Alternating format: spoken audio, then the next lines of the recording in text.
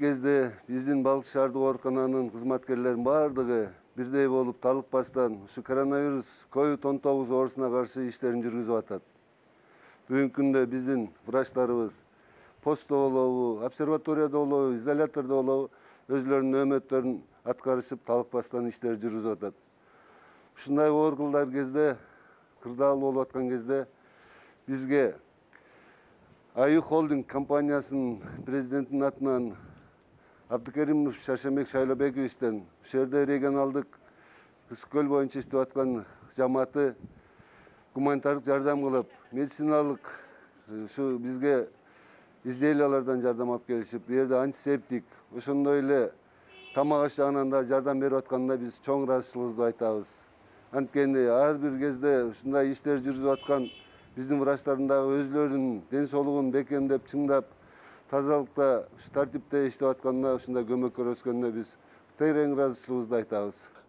Аю холдинг компаниясы COVID-19 дартына байланыштуу Кыргыз Республика боюнча 7 дубанга аю кайрымдуулук акциясын жүргүзүп атат. Ушу бүгүнкү күнү эң биринчи эле COVID-19 оорусуна байланыштуу доктурлар, ооруканалар мына күнү түнү иш алып атышат.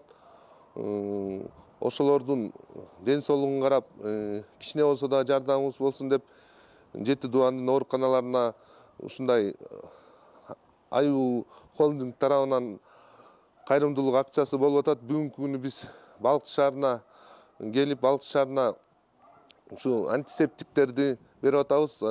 Аю холдинг компаниясынын эми өзүңүздөр билгендей ичинде 50ден ашык ишканаларыбыз бар. Анын ичинен Аю фарм, Казгрейн жана башка көптөгөн заводдорубуз бар. Ошолордун жардамынан Аю форумдан мына антисептиктерди, Казгрейнден ундарыбызды, макарондорубузду алып келип, ушу Балыкчы шаарынын ооруканасына тапшырып атабыз. Эл журтубузга кааларыбыз тынччылык, мындан кийин тынч болуп, ушу дартыбыз эл журттан эртерээк сакайып, баарыбыз тең жакшы турмушка жашайлы.